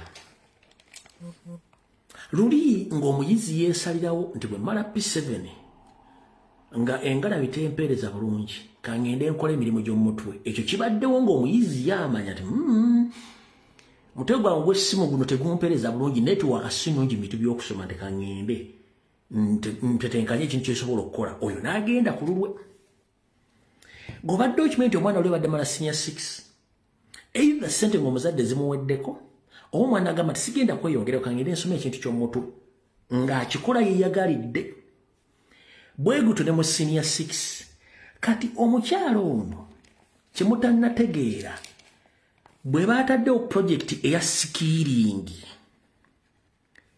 skilling eno project tiyazze nti yazze bagyagala project eno eya skilling ekigirimu kiikino abaganda tumaze obbaavuwaza tebakyasobola kutwala abaana ku university wadde obatwala ku HSCDA mubaterewo ka programu ka skilling nga kabalaga nti omwana asobola okuva mu P7 senior 4 n'ateyongerayo najja n'asoma bino ebintu by'emikono bikoosikoosi yesi n'abanga asobola okukola kyasobola okukola ideologically kirungi but there is a hidden mission mwe gye mutamanyi yeeruwa wano genda mu Maserengeta onoonyezeeyo programu ya skilling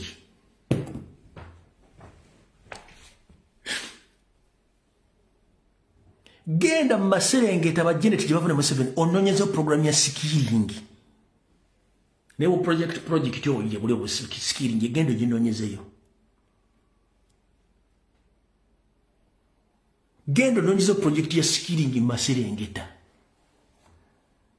kati kankubuuse bwe bataddewo skilling eno kati baabwe babajja ku senior 4 ne bagenda basoma HSC ne bayingira basoma eddiguli kino bakikola okutemako ennamba y'abantu ba indigenous obutasobola kugenda ku the same level of education n'abaana baabwe time egenda tuuka nga omuntu atayina diguli oba senior 6 certificate ne obanga olina bwe equivalent basobola obugaana nga baagala muntu alina proper senior 6 na diguli okwesima ewantu wonna oba okugenda okufuna omulimu wonna nga morede babateeka eno mu skilling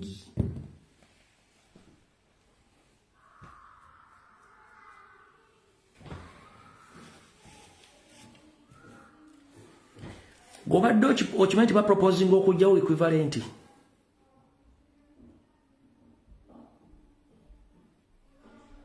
obadde okimanyi tibaproposing okugyawo equivalent nti oyinza ogatopapula 7 ne buwera pa senior 4 oyinza ogatopapula 10 ne buwera senior 6 okimanyi tibaproposing okijjawo olwokuba nti bamaze okusetinga grade yaabwe obadde okimanyi zino video zenkola mujja zejjusa eno project eri under Janet yensonga lwaki Janet bamujja ku Minister of Education bali balako minister ba state minister bonna bakolera ku order za Janet time egenda tuka ngenamba y'abaana abalina senior 6 ne degree mu Buganda ne bitundu biranga tebakyawera nga baba balina senior 6 balina ne degree but they have money.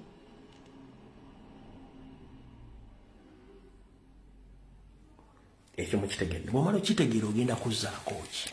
Yes, wano bakuleetera bino bya skilling ne bakuleetera buli kimu kiru. It's a good idea but with the hidden information gye mutamanyi about it.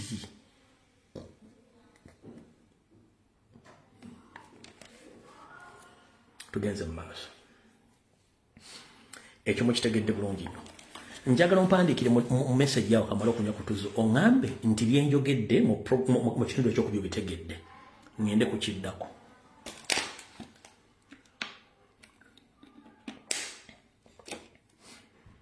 Njagala ongambe nti byenjogedde bikuyingidde mu ngalabi ngende ku step eddako.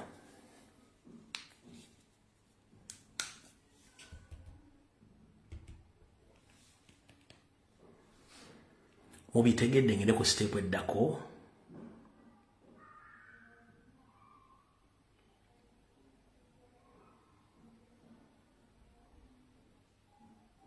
Alright.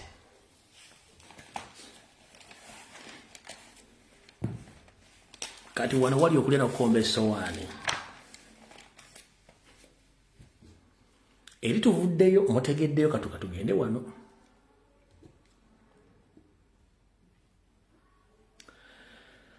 Mu ggwanga ly'omulirwano erya Kenya simanyi mwafuna ffe tusomye ebintu bingi tukoze research mungi tufuna information okuva muri ango y'ensi. Ngenda batwalako mu ggwanga ly'omulirwano e Kenya ng'ekyokulabirako ekiri mu Uganda kati naye nga kiruddemu nga temukimanyi kyekiruwa. Mu ggwanga lya Kenya wavangayo information naye ng'olwokuba teyatukwatangako twagirekanga. Era tuwangadde ne banna Kenya wano ne mu nsi endala nga bakola nti ewaffe abasajja batutta kasa tufuna akasente abakazi batunyiga ne tufa ne basigaza abaana n'emmaali nti ye tuli banna Kenya tebitukwatako. Naye ekyali e Kenya kyekizze mu Uganda. E Kenya walingayo enkola ng'abasajja kasita batandika okukola ne bagaggawo ne bafuna properties n'ensimbi abakazi babatta ne basigaza properties n'abaana. Eyo case closed. Kati ekyali e Kenya kyenawulirako emyaka nga 6 emabega kyekiri mu Uganda olwaleero. Gw'omuzadde yenna ng'olina omwana omulenzi akozemu kamaali oba mwenna bannayuganda abasajja nga mukozemu emaali waliwo project yenneekusifu twagibagambako dda wano yeruwa. Museveni yaleeta etteeka nga omukazi omuga nti otwala mwana ku DNA olina okugenda kufuna olukusa mu kkooti ndiye. N'aleeta etteeka ly'obwenzi nga linafu nnyo nga terina makulu ndiye. Ne baleetawo ye kuba yagamba mu ntandikwa nga yakawamba yagamba lwaki okufumbirwa oba omusajja okuwasa ate owa yente nyingi wa ebintu bingi nnyo abaana baleke batwalire bwereere nze mpe yente lwaki mpe ente nyingi nnyo ng'ayagala kudivaliwinga kalica yaffe n'abaana baffe.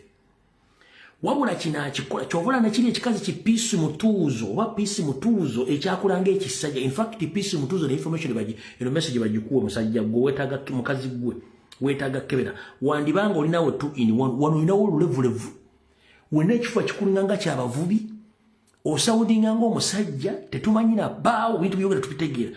Omukyalo oyo yaddira kali kyaffe y'Abaganda ey'okukuza abaana Abaganda mu ngeri yaabwe ey'ekikazi n'okukuma obufungo bwabwe n'agamba tebirina mugaso era bajja kuyisa etteeka nga okuba kutulugunya kumalako ddembe ly'abantu.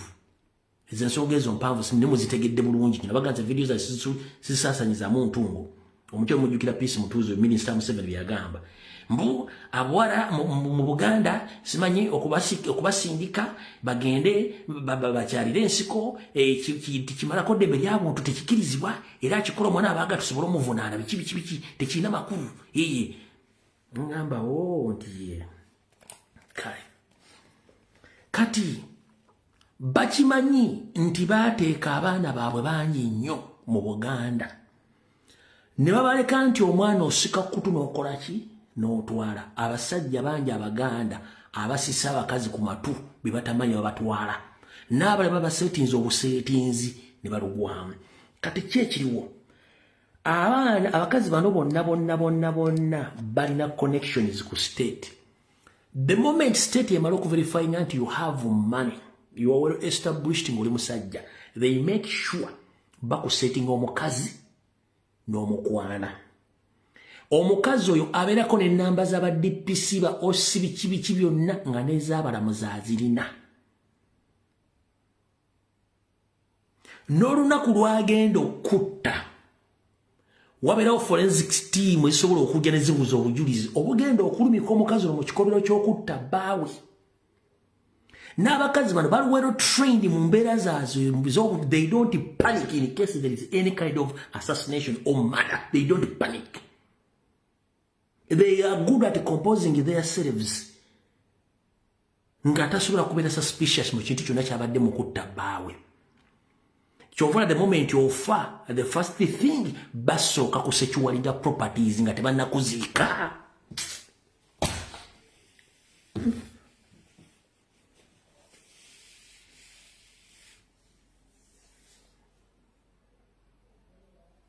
Basooka kusecuwalinga properties zonna nga tebannakuziika.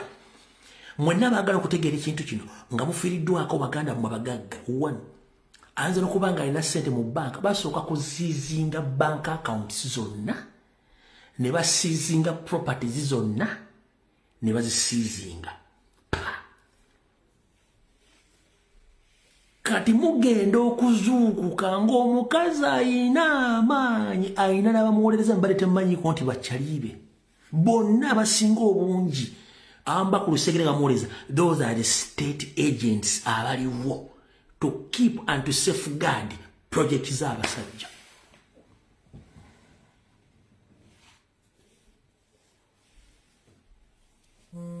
Eno information ya munda nnyo. Ya munda nnyo. Eno project nene eridda Abaganda ebamalawo.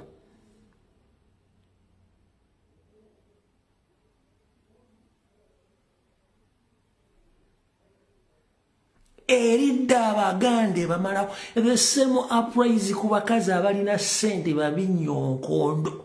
Abakazi abavubuka abakavubuka bassa abakazi lwakuba tebabyogera tebijja mu mawulire.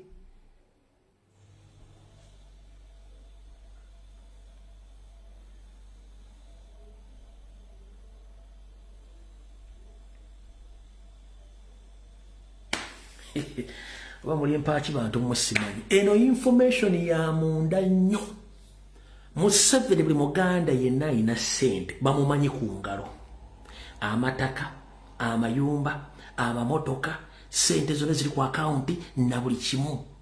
Ate they are no longer considering empetambuling the moment nti wamuzalamu omwana. Noba tuwamuzalamu omwana kasitandi boba manyi nti abadde mukazi wo. Kiba kiwedde.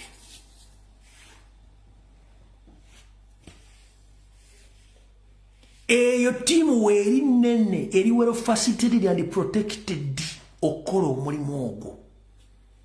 Mubadde temukimanyi.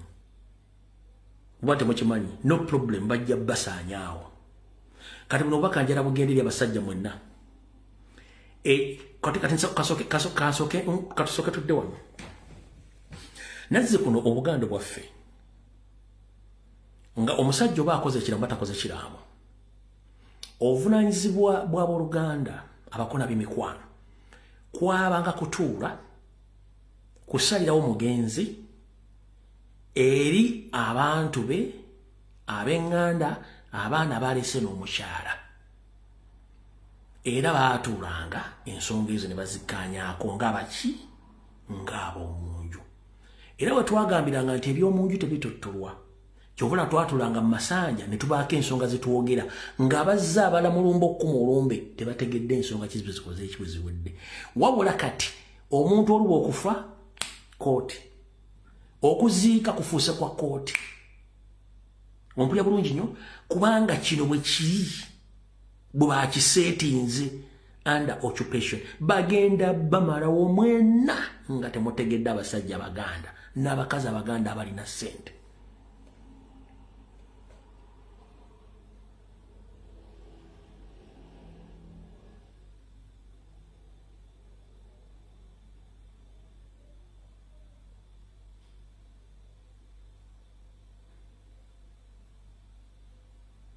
Kino ne mu bazungu gyekirwa kuba abazungu tebatta.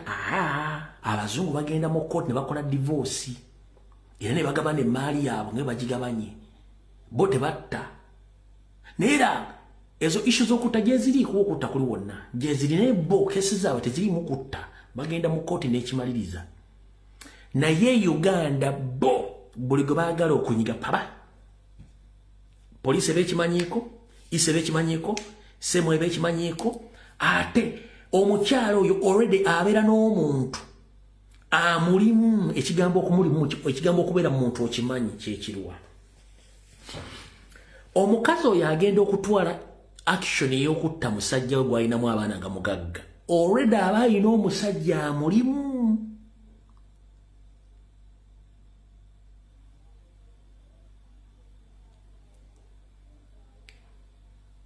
Wamutegedde gwe nannyini mukazi oyinza obutakitegeera, naye nga amaanyi obuvumu omukazi bw'akozesa aba ali protected n'abantu abali muki abali babega wakati nga temubategeera.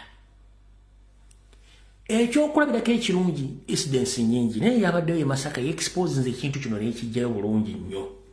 Naye nga abakyala bano bonna basinga obungi ogenda omubuuza atambule ng'Omuganda nga tasobola, taliiko nsibuko. Ne waba alina ensibuko ng'ekoma ku Baganda baabo baali nabo. Njagala bajjukizo mwegendereze nnyo omuntu akugamba nti amanyi obuvo n'obuddo bw'Oluganda. Oyo abeera mubi nnyo. Akulowoozesa nti ono ntuuse ku Muganda mwannyina wa Kintu, akulowoozesa nti ntuuse ku muzzukulu wa Kintu, ntuuse ku Muganda wa Kintu, oba ntuuse ku Muganda wa Ssekabaka Kimera oba Ssekabaka Kintu.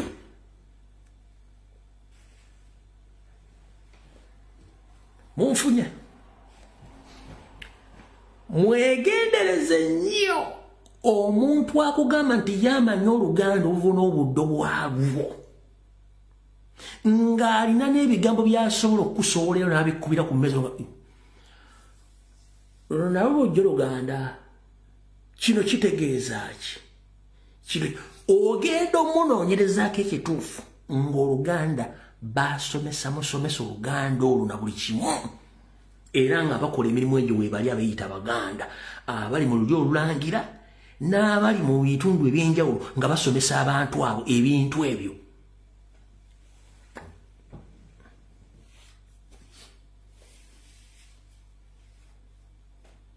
Kiringa gwe bw'onoova n'ogenda mu Amerika n'osoma Oluzungu nova mu lusoma ayi n'owayagala ofuuka osingira omumerika odwogera n'omumerika okuwuliza tagenda kubuuza nti oli mu Amerika agenda olw'okuba nti ebigambo by'ofukumuka n'ebisoko byoyogera omumerika tagenda kubuuza kigambo kyonna. Kubanga ebigambo byoyogera naye ebimu tabiwuliranga nako. So omuntu atwala obudde okuyiga obuvo n'obuddo okugenda ennyo ebuziba olulimi olwo mumwe, kubanga Abaganda nga tuzaaliddwa tuli Baganda toteekeddwa nnyo kugenda buziba nga togenda kuba nti oba oli musomesa wa Luganda, oba oli musomesa wa buwangwa na nnono, oba oli mukulu wa kika, oli mukulu wa lujja, n'Oluganda nolwofu lwabo. Ne weegendereze nnyo abantu abo, ebiseera ebisinga si balungi.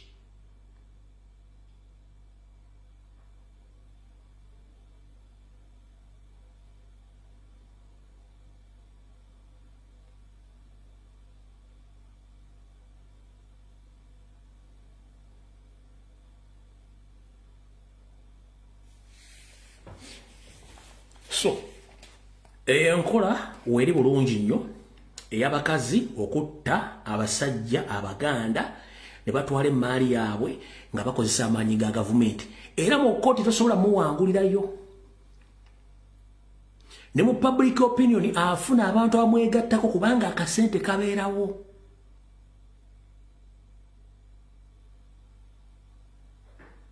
ne mu public opinion tosobola kubanga n'akasente kabeerawo akabagenda omuwujira okumuwujira obunyama okumudifendi mu kimuyita okudifendinga oba okumuyirawo omubiri babeera nakyo naye nga influence eri mu gavumenti nga banoonya ki basajja baganda abalina emaali yaabwe abafudde nga nekibase tebakoze eki tebakitegedde kimukitegedde ndowooza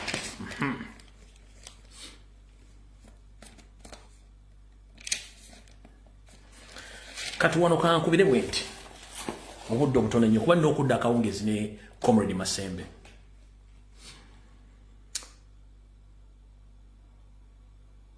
mumpuliriza bulungi nnyo atamanyi gy'ava era tamanyi gy'agenda muganda nga omusoga dda ku nnono ey'obusoga muganda nga omugisu dda ku nnono ey'obugisu baganda banga bava mambuka mudde ku nnono zammwe ez'omumambuka abava mu bukiikaddyo mudde ku nnono zammwe ez'obukiikaddyo abava mu bukiikakkono mudde ku nnono zammwe ez'obukiikakkono abava mu maserengeta mudde ku nnono zammwe ez'amaserengeta nammwe abali mu masekkati mu Buganda mudde ku nnono zammwe musudde ennono ne muziwa abagwira ne bazambala era bali muzikozesa mwezammwe mwazisuula kwe kubaleetera amakyaki agamerusenga obutiko buli kyalo kiki ekireeta amakyaki gano ekireeta amakyaki g'abalokole gano kujjawo bulombolombo na nnono obwammwe bo bano babwambale lwaki babwambala kubanga gwalemedde okwasaganya ensonga zo weekanga ozeyambudde ng'oziwadde omulala yazimanyimu omugaso ogw'amaanyi ebitundu 7 ku buli 100 muyita bapasita balina amaanyi ng'amaanyi bagajja mu gammwe ge mwabaleetera nti mugeeyambula obunafu bwe bukulemesa okukola ky'olina okukola mu nnono amaanyi go n'obusobozi n'okutegeera kyekigenda okuwa ekituufu goza lwaki buli mugagga omusamu nga ti musajja yasamira omusajja alina ssente gye basamirira tomanyiiyo musajja atereza ento gye bazitereza tomanyiiyo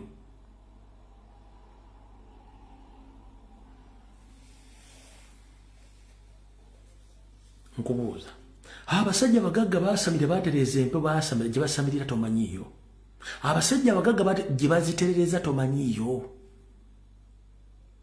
tebakulya ssente teri muntu yenna mu nsi yonna omanyi tuga nti balembera nga n'embiro kwotadde abasajja n'abakazi bannabyabufuzi ne bannabyabusuubuzi abasinga obungi batambulira ku nnono zaabwe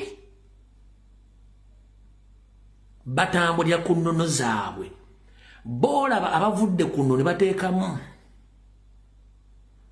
ebinkunejje beba bafe emaali yaabwe n'esaanawo yonna ng'era esigadde ku ye nga ye eyagyeyigira ebikunnembe oba ebikumeme n'abyeteera naye ekitali ekyo abantu bonna abasinga obungi bali ku buwangwa nannono wanaakulaga nti tabiriiko naye wallahi abantu bakyali ku buwangwa nannono mwabaisudde gwa naggamba ne muva ku buwangwa n'ennono mujja kifuwa nga mukizza munda kubanga mulina okutegeera wano wewa bwe bakubuuzanga ewantu wonna erinnya lyosooka oyogera erinnya lye lyakubbulwamu jjajjaawo kitawo basengaawo senga asobola okukutuuma erinnya singa kitawo takola ki kitawo taliwo oba nnyoko oba muganda wa taatawo nga taliwo oba jjajjaawo nga taliwo singa wasobola okukola ki asobola okutuuma erinnya eryakutuumibwa mu kika kyo lyerinnya lyekkulu era lyobanga okulembeza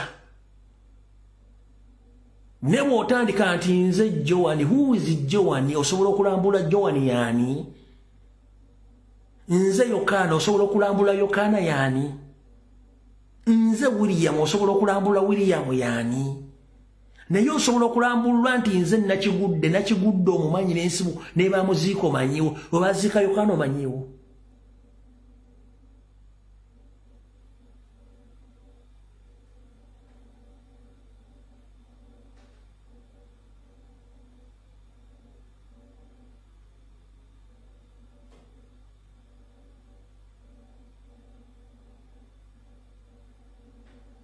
Engoye zoyambadde bazikola bamanyi. Bazikola muki. Lwaki bagga nti olubugo Katonda mutuge yakuwa omutuba baluyita lwa sitaani. Kankuyonyo ekyo kitegeere. Ensonga lwaki olubugo luno abasumba n'abantu abaluyita lwa sitaani lwa nsonga nti ebiseera bajjajja ne bajjajjaffe babeerera mu nsi muno wattu beesibanga bikoola na biki ne bazuula nti omuti omutuba gusobola okuvaako olugoye wattu ne batandika ogunoonya n'ogusimba era baagusuubulanga ne bakomaga ne muvaamu engoye ezo ze muyita embugo. Embugo ezo zaakozesebwanga mu bintu bingi, gamba zaayambalwanga, zeebikwangwa era zaakolesebwanga mu kutereka bajjajjaffe nakati zikyakozesebwa. Kati olw'okuba nti bano bakimanyi nti ekintu kyonna ekikozesebwa mu kuziika kiba kya sitaani, omuntu afuuka ddi sitaani. Bwe nga bakuziika mu masuuko wakiri goli gafuuka sitaani. Era olw'okuba nti embugo zino zaakozesebwanga mu bintu bingi ne mba mugambye kukola kibbo ky'abalongo era bateekawo olubugo. Ne bakuba nti mweso gwaffe gw'Abaganda mubaakeberiranga emyeso egyo empiki zonna ezaabeerangamu zaateekebwanga mu lubugo. Kubanga lwe lugoye olwaffe olw'ekinnansi tetulina lugoye lulala. Tetulina lugoye lulala. Kati ebintu byonna n'ensawo ya lubale nti ekolebwa mu lubugo. Kati bo bano abajja okusiimula obwongo bw'abantu ne bakozesa nti olubugo luki lwa sitaani. Teruba nkulu lwa sitaani. Sitaani talina lugoye. Olugoye lukolebwa bantu. Ffe kitwawula ku bazungu nti Katonda yali atuwadde emiti kwe tusobola okujja engoye ezo. Kati lw'okuba nti twazikozesa mu bintu bya njawulo omuli n'okuziika n'okutunga mu bintu by'enjawulo bali bo baga nti bya sitaani, emitwe mikalu egitasobola kutegeera.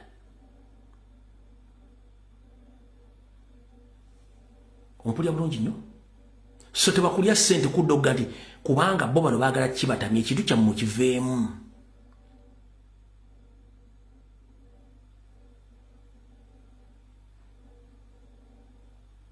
Ompulya bulungi nnyo.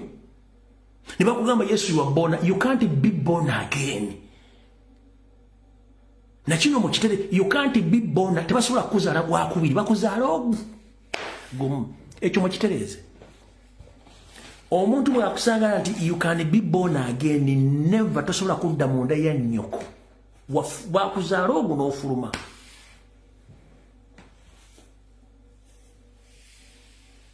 Mbunza amabona ani yakuzaala ogwokubiri?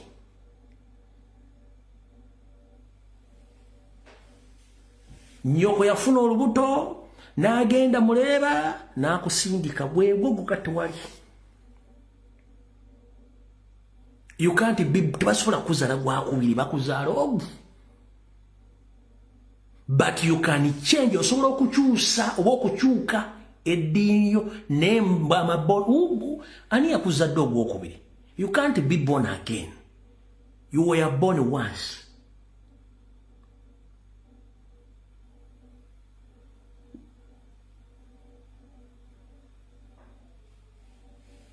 Okitegedde bulungi gyo?